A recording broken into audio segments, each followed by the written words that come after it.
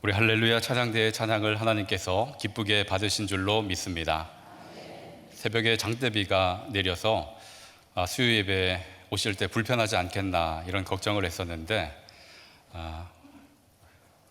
예배 시간이 다가오니까 햇빛이 내려지고 비가 그치고 얼마나 감사한 일인지 모릅니다. 우리 하나님을 예배하는 성도님들의 삶에 비구름이 물러가고 하나님의 따스한 빛이 늘 비춰지기를 주님의 이름으로 축원합니다. 세상에는 작지만 큰 사람이 있는가 하면 큰 것 같지만 또 작은 사람이 있습니다. 중세 기독교 사회도 잊지 못할 작지만 아주 큰 인물이 하나 있는데요. 그는 성직자도 아니고 위대한 저술가도 아니었고 또 대단한 업적을 세운 사람도 아니었습니다. 그는 평신도였고 까르멜 수도원에서 부엌에서 그 일을 하는 사람이었습니다. 그의 이름을 니콜라 에르망이라고 부르지만 사람들은 그를 니콜라 에르망이라고 이야기하지 않고 로렌스 형제라 이렇게 부르곤 했습니다. 그가 하는 일은 제가 앞서 말씀드린 것 같이 부엌에서 음식을 만드는 일, 그리고 그 외에도 허드렛 일을 하는 것이 그의 전부였습니다. 그런데 평생 하나님의 임재를 그가 체험하고 살았고 그러한 감동을 많은 사람들에게 주기도 했습니다. 후대에 편집된 그의 책에는 이런 글귀가 하나 있는데 여러분도 들어보셨을 법합니다. 그의 책에 어떤 글귀가 있는가 하면 나는 프라이팬에 작은 계란 하나라도 하나님을 사랑하는 마음으로 뒤집는다. 부엌에서 지극히 평범한 일을 해가지만 그가 하는 그 일 속에는 하나님을 사랑하는 마음이 듬뿍 담겨져 있었습니다.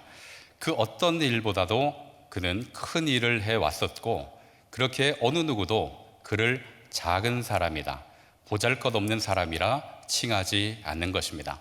우리 하나님께서는 그렇게 일하고 살아오는 그 성도의 삶을 크게 여겨주실 줄로 믿습니다. 각자 삶의 자리가 다 다르죠. 그리고 맡겨진 그 사명도 다를 겁니다. 이 로렌스 형제처럼 주님을 사랑하는 마음으로 우리 하나님께서 주신 그 삶을 그리고 사명을 감당해 나갈 때 하나님께서는 우리의 인생을 아주 큰 것으로 여겨주시고 칭찬해 주시리라 믿습니다. 주를 사랑함으로 하나님께 큰 자로 인정받는 우리 영락의 모든 성도님들 되시기를 바랍니다. 오늘 본문에는 서두에 말씀드린 이와 정반대의 인물이 하나 등장하고 있습니다. 서두에 제가 소개드린 로렌스 형제는 작지만 큰 인물이라 이렇게 이야기했다면 지금 오늘 본문에 등장하고 있는 이 인물은 크지만 작은 인물입니다. 그의 이름은 오늘 본문을 읽어서 잘 아시겠죠? 오늘 등장하고 있는 커 보이지만 작은 그 인물은 벨사살입니다. 바벨론 제국의 마지막 왕이었습니다. 사람들이 볼 때는 그보다 더 큰 인물이 어디 있겠는가, 바벨론 대제국의 왕이었으니 그보다 큰 인물이 어디 있겠는가 이렇게 생각할 수 있겠지만 그는 커 보였지만 지극히 작은 자였습니다. 어떻게 그를 지극히 작은 자라고 부르는가, 그 이유를 같이 보실 수 있기를 바랍니다.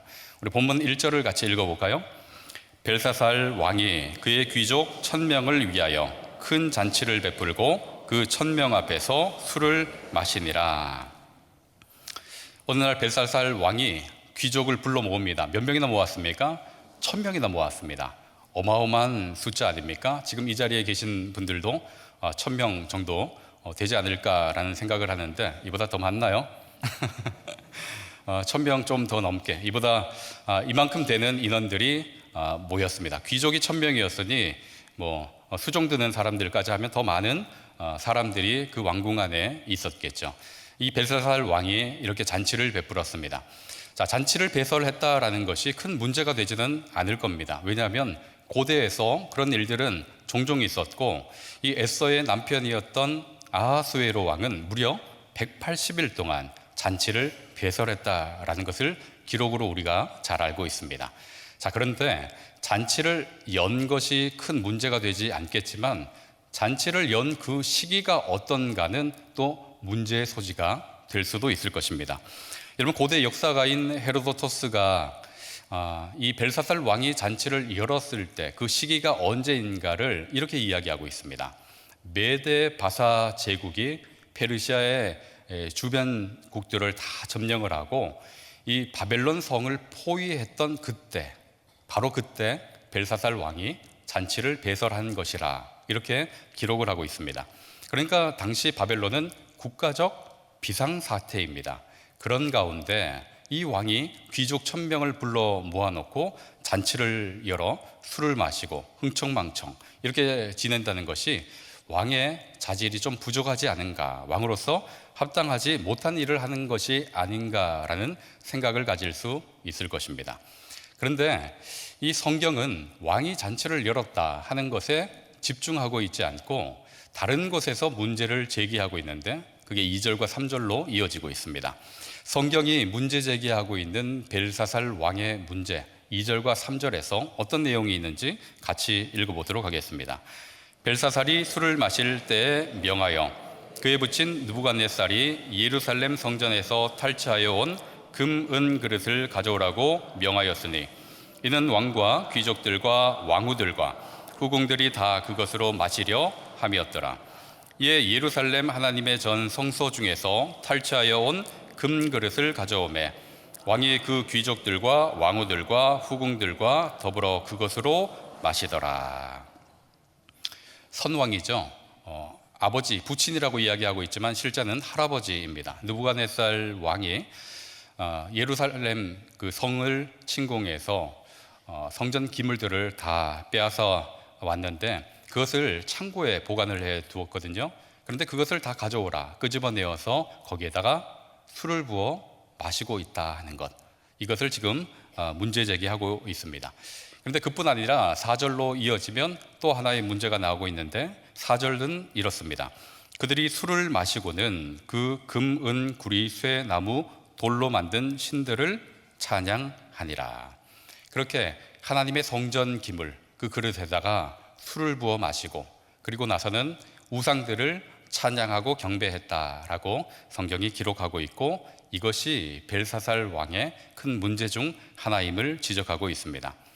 여러분, 고대 근동의 정서에 따르면 다른 나라를 침공해서 이겼다 하더라도 그 신의 물건을 가져오면 그것을 함부로 사용하지를 않았습니다.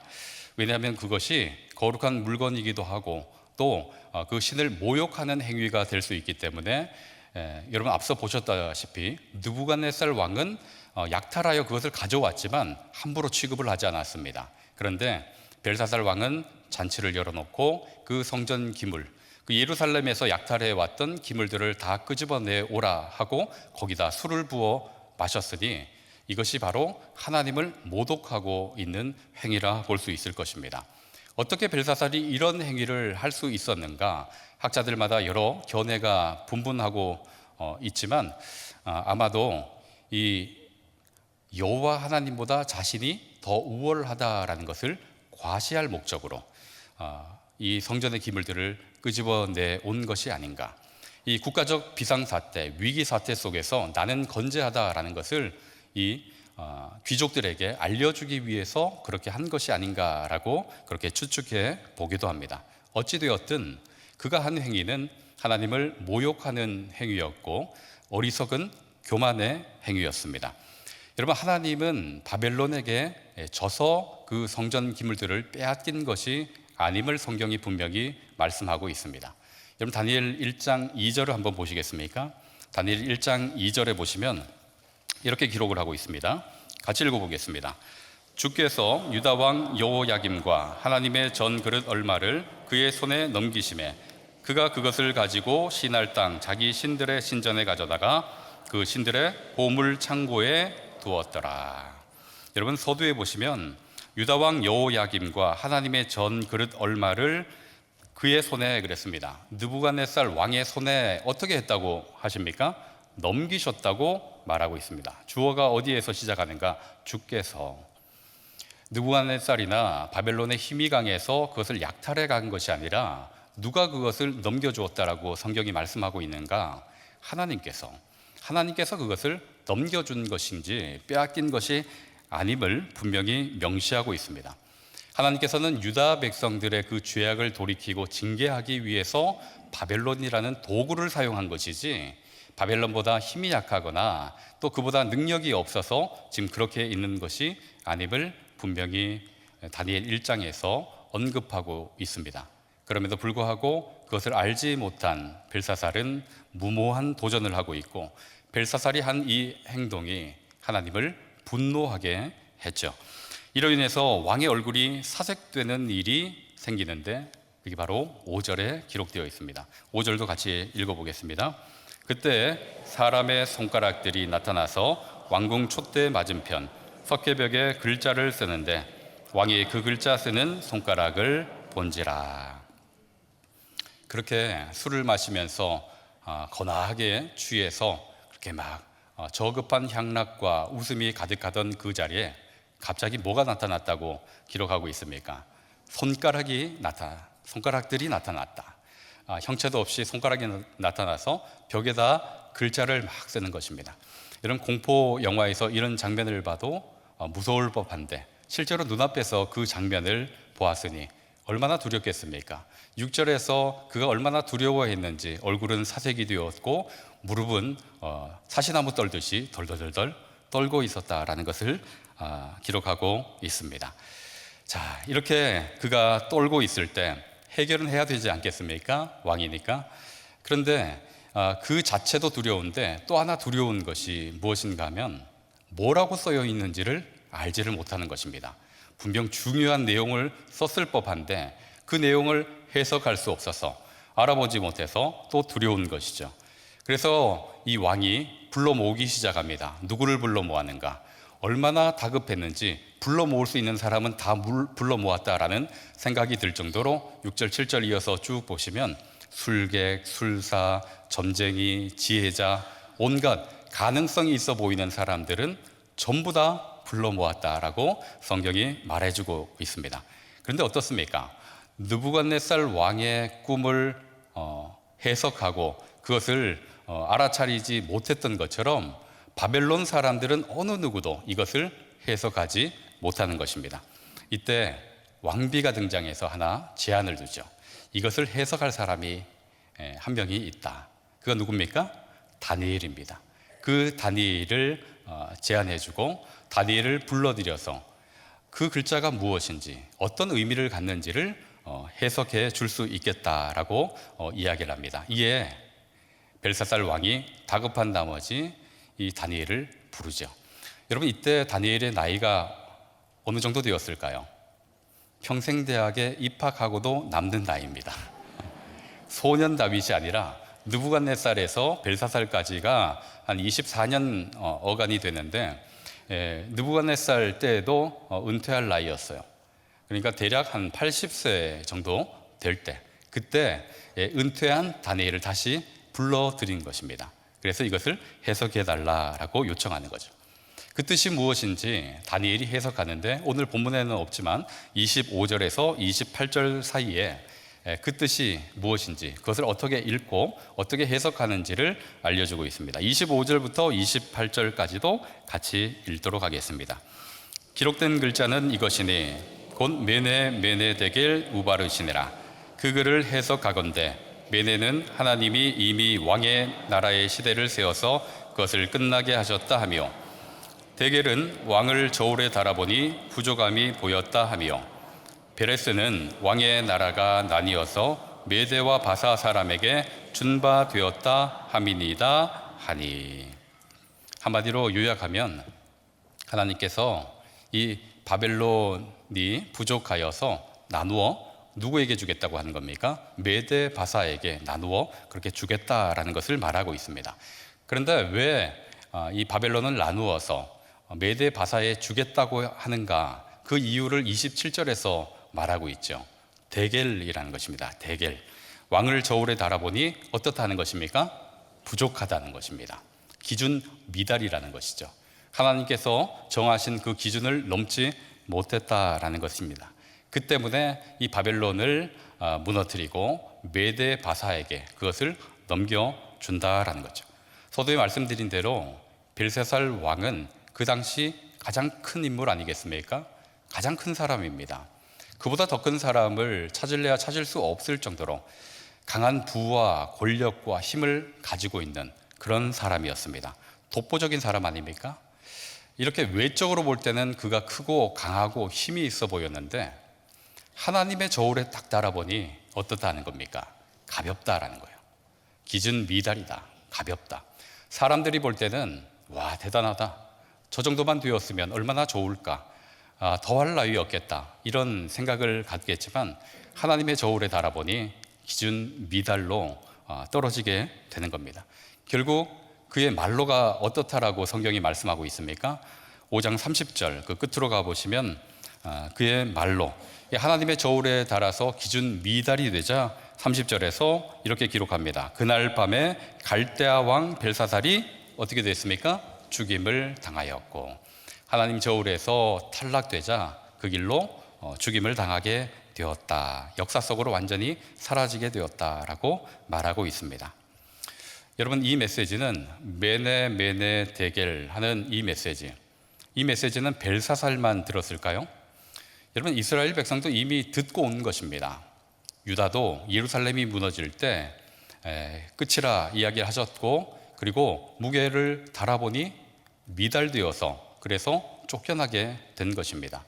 그리고 이 메네 메네 데겔 하는 것은 유다 사람들, 벨사살 그들만 듣는 것이 아니라 저와 여러분도 이 메시지를 듣는 날이 오게 될 것입니다. 지금 당장은 아무 일도 일어나지 않은 것 같아서 메네라고 이야기할 그날이 있겠나, 그리고 데겔이라고 할 때가 있겠나라는 생각이 들겠지만 이 땅에 살아가는 모든 사람은 메네 메네 데겔 하는 그때가 반드시 찾아오게 될 것입니다. 여러분, 그것을 꼭 기억하실 수 있기를 원합니다. 여러분, 히브리서 9장 27절에서 이렇게 말하고 있습니다. 히브리서 9장 27절로 같이 읽어보겠습니다. 한 번 죽는 것은 사람에게 정한 것이요 그 후에는 심판이 있으리니. 여러분, 방금 제가 말씀드린 것이 이 안에 녹아져 있지 않습니까? 한 번 죽는 것은 사람에게 정한 것이요, 피할 수 있는 사람이 없다는 거죠. 그게 바로 메네입니다. 메넬. 하나님께서 계수할 그때, 그 끝날이 있다라는 것이죠. 그리고 그 끝날로 끝인가, 그 뒤에 뭐가 이어집니까? 그 후에는 심판이 있으리라. 그게 바로 데겔입니다. 하나님의 저울에 올려질 그때가 반드시 있다 하는 것입니다. 여러분, 하나님의 저울에 달았을 때 그 기준에 도달하지 못하면 어떻게 되는 것입니까? 망하게 되는 것 아닙니까? 벨사살이 그러했듯이 하나님의 기준에 도달하지 못할 때 저울이 한쪽으로 기울어 버리면, 우리가 너무 가벼워서 달랑 들리게 될 때, 그때 망하게 되는 것이죠. 그렇게 하나님의 저울에 달았을 때 우리는 어떤 무게감을 갖는지에 대해서 이 땅을 살아가면서 생각해 볼 필요가 있을 것입니다. 여러분은 하나님의 저울에 지금 올라선다 한다면 여러분 어떨까요? 어느 정도 무게감을 가질까요? 나는 어떤 무게감을 가질지 한번 생각하면서 이 말씀을 이어보시면 좋겠습니다. 여러분, 벨사살이 하나님의 저울에 달았을 때 부족하다라는 판단을 받고 그렇게 심판받을 때 그와 달리 작지만 큰 사람이 또 등장하고 있습니다. 누구입니까? 오늘 5장에 등장하고 있는 그 글을 해석했던 다니엘이라는 사람입니다. 이 다니엘은 바벨론의 포로로 잡혀온 지극히 작은 소년에 불과했습니다. 그런데 그런 소년이 그 중심을 굳건하게 지키고 하나님의 저울에 달았을 때 무게감 있는 존재가 되었다라는 것을 우리 5장뿐만 아니라 다니엘 전반에 걸쳐서 찾아볼 수가 있습니다. 여러분, 포로로 잡혀와서 왕의 음식을 먹으라라는 명령을 할 때 모두가 다 예하면서 토달지 않고 그 음식을 먹었지 않습니까? 그때 다니엘은 어떻게 합니까? 하나님을 향하여 뭘 정했습니까? 뜻을 정하고 아니요 라고 굳건하게 그 자리를 지켜내었습니다. 여러분, 느부갓네살 왕이 자신의 꿈을 이야기하고 그것을 해석해내라 할 때 바벨론의 모든 술객과 점쟁이와 지혜자들이 도무지 이해하지 못하고 해석하지 못한 그때 다니엘은 어떻게 했습니까? 여호와의 영이 충만하여 그것을 드러내어 주었습니다.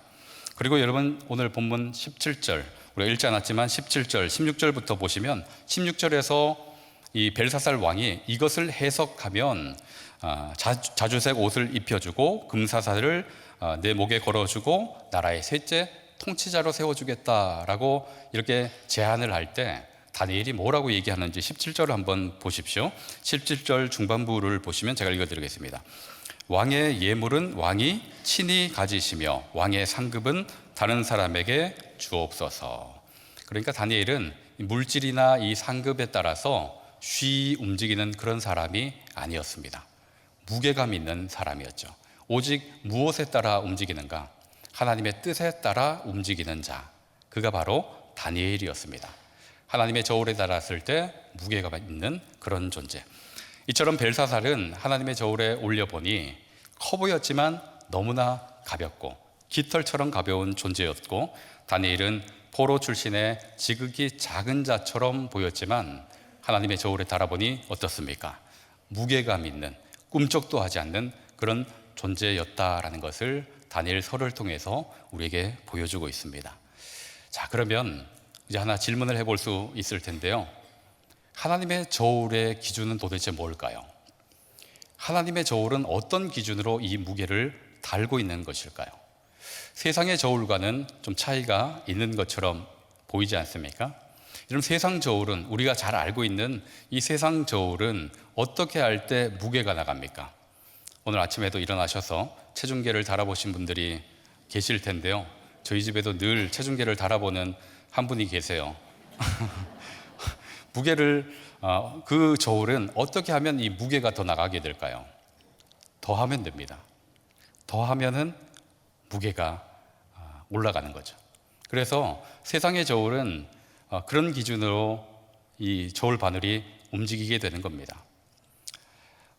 스펙을 더하면 어떻습니까? 그 사람의 존재감이 조금 더 생기게 되는 거고, 통장에 공이 하나씩 더 붙으면 그 통장은 더 무거워지는 거고, 명예와 인맥과 이력과 이런 것들이 쌓이면 쌓일수록 어떻게 되겠습니까? 더 무거워지는 거예요.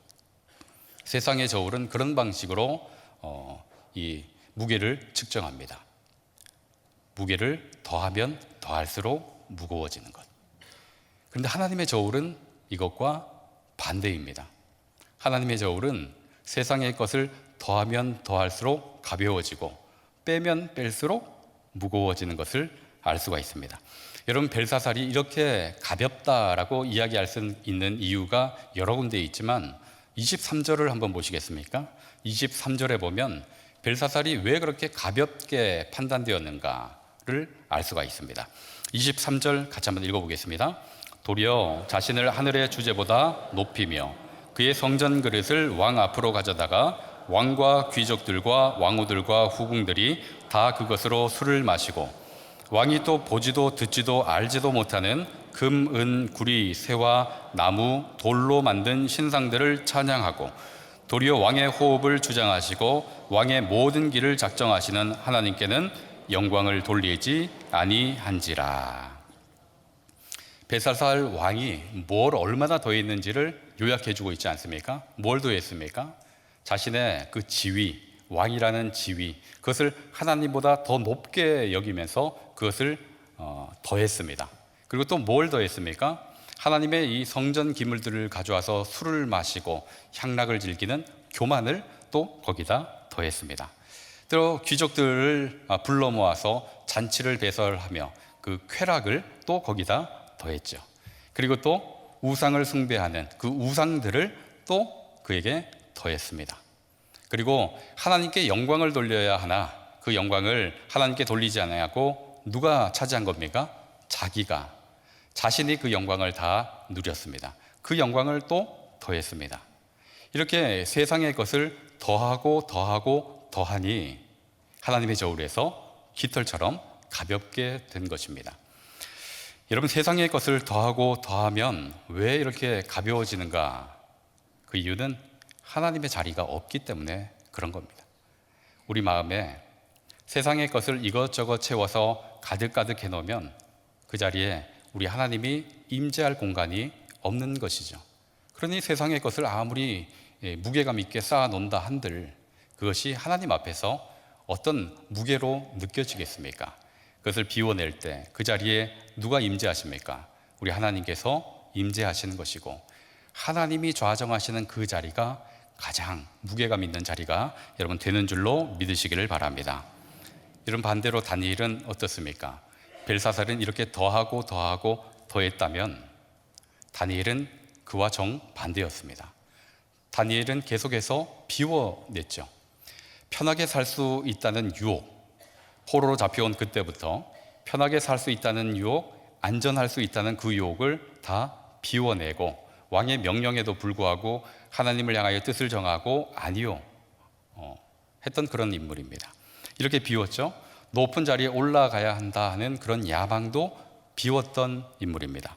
그리고 왕의 꿈을 해석하고 왕이 다니엘을 인정하고 칭찬하자 다니엘은 이것이 모두 하나님께로부터 온 것이라고 자신을 완전히 비워내고 하나님께로 그 영광을 돌리고 있죠.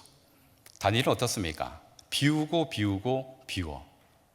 그렇게 비워냈는데 하나님이 좌정하시니 그가 왕의 하나님의 저울에 올라가자 무게감 있는 존재가 되었던 것입니다.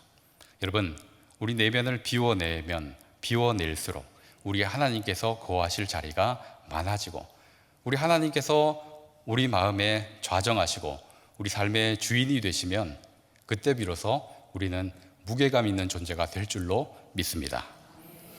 이제 이 본문을 가지고 우리에게, 지금 이 시대를 살아가고 있는 우리에게 질문을 해봐야 할 겁니다.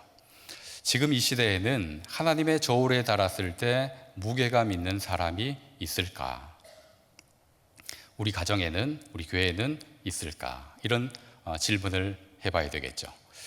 여러분, 이 시대에는 하나님 저울에 달았을 때 충분한 사람, 무게감 있는 사람이 있을까요? 여러분, 신약성경에는 그렇게 얘기하고 있습니다. 인간이 어떠한 노력을 해도 인간의 그 행위로서는 충분한 무게감에 이를 수 없다라고 말하고 있는데, 그것을 로마서 3장 23절에서 말씀해 주고 있습니다. 로마서 3장 23절 다 기억하시죠? 모든 사람이 죄를 범하였음에 하나님의 영광에 이르지 못하더니, 죄를 범하여 하나님의 영광에 이르지 못하더니. 여러분, 이것을 오늘 본문의 그 말로 다시금 해석해 보면 모든 사람이 죄를 범하여 어떻게 되었다는 겁니까? 하나님 저울에 통과하지 못하더니 라고 바꾸어 이야기할 수 있을 것입니다. 그러니까 인간의 그 어떤 행위로, 인간의 그 어떤 노력으로 하나님 저울 앞에서 충분히 무게감을 가질 존재가 없다라는 것을 성경은 선언하고 있습니다. 그러면 어찌합니까? 그럼 우리는 이대로 가볍게 살다가 또 하나님의 심판을 그렇게 받아야 할까요? 성경은 우리에게, 절망 가운데 있는 우리에게 희망의 메시지를 던져주고 있습니다. 여러분, 우리에게 희망이 되는 것은 절대로 우리를 망하는 그 자리, 기준 미달이 되어서 멸망하는 그 자리에 놓아두지 않는다라는 것입니다. 이미 유다 백성들이 메데 데겔 우바르시느라는 이야기를 듣고 바벨론 포로로 잡혀왔지만, 이 메시지를 그들에게 다시금 들려주는 것은 다시는 이 이야기를 듣지 않을 것이라는 것을, 듣지 않도록 하나님께서 하실 것이라는 것을 말해주는 것이지 역사적 사실을 기술하고 있는 것이 아닌 것입니다. 이와 마찬가지로 이 메시지를 우리가 듣되 망하지 않을 것이라는 그런 희망을 우리에게 주시고 있는 것이 오늘 본문의 메시지입니다. 여러분, 절망 가운데 이 충분한 무게에 도달하지 못하는 우리에게 희망이 되는 것은 무엇일까요?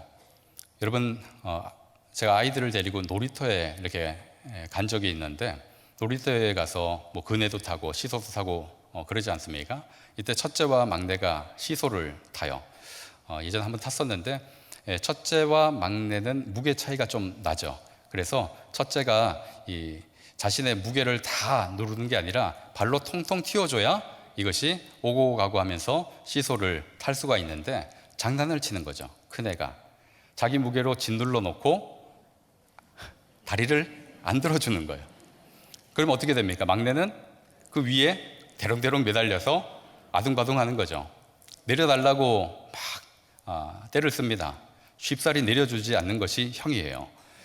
그리고 나면 막 발버둥을 치면서 막 소리를 지르는데, 아무리 발버둥 친다고 여러분 그 위에서 내려올 수 있겠습니까? 내려올 수가 없어요. 내려올 수 있는 방법은 하나입니다. 뭘까요? 아빠가 그 위에 눌러서 앉아주는 겁니다. 그러면 무게 있게 쫙 내려와 나올 수가 있게 되는 거죠. 여러분, 우리는 하나님의 저울에 달 때 매네 대결하면, 우리도 그 끝날이 되어서 하나님의 저울에 달려 올라가면 어떻게 되겠습니까? 성경의 말씀대로 우리는 가볍게 들려 올라갈 것입니다. 그러나 우리에게 희망이 되는 것은 예수 그리스도께서 우리의 자리에 앉아 주신다는 것입니다. 우리로서는 충분한 무게에 도달할 수 없지만 죄의 모든 짐을 다 지시고 우리를 위해서 십자가 진 주님께서 우리 안에 좌정해 주실 때 우리는 넉넉하게 무게 있게 일어서게 될 줄로 믿습니다. 여러분, 이것이 우리에게 은혜이고 소망이고 복음이 되는 것입니다. 여러분, 다니엘이 충분한 무게를 가질 수 있었던 것은 다니엘을 보면서 착각하지 않아야 되는 것이 그의 어떤 행위에 있다라고 생각하지 않아야 할 것입니다. 여러분, 다니엘이 무게감이 있었던 것은 그의 행위가 아니라 바로 자신을 비우고 하나님을 그 안에 모셨기 때문인 것입니다. 이처럼 우리가 충분한 무게감을 가지고 살아갈 수 있는 비결은 우리의 노력, 우리의 스킬, 우리의 힘이 아니라 오직 예수 그리스도를 믿는 그 믿음 안에 있는 줄로 믿으실 수 있기를 바랍니다. 우리 모두는 매네 대결이라는 이야기를 반드시 들을 겁니다. 그러나 듣지 않을 것은, 바르시는 듣지 않을 거예요. 멸망은 듣지 않을 겁니다. 왜냐하면 예수님께서 우리 안에 계시기 때문입니다. 여러분, 우리의 무게는 우리 안에 있는 것이 아니라 누구에게 있다 했습니까? 예수 그리스도께 있습니다. 그러니 우리의 무게가 되시고 힘이 되시고 방패가 되시고 능력이 되시는, 말씀이 육신이 되시는 그 주님과 늘 동행하게 되기를 주님의 이름으로 축원합니다. 우리 주님과 동행할 때 그 말씀을 날마다 먹고 소화시킨 대로 살아내고, 그러할 때 우리의 존재가 하나님의 저울에 달았을 때도 무게감이 있고, 또 이 땅에서 세상 어떤 풍파에도 흔들리지 않는 무거운 존재가 될 줄로 믿습니다. 우리 영락의 모든 성도님들의 그 삶에 예수 그리스도께서 좌정해 주시고 무게감 있는 그런 삶을 살아가실 수 있기를 주님의 이름으로 간절히 축원드립니다. 기도하시겠습니다. 사랑과 은혜가 충만하신 아버지 하나님, 저희는 아무리 발버둥 쳐도 벨사살처럼 하나님 저울에 달았을 때 가벼운 존재입니다.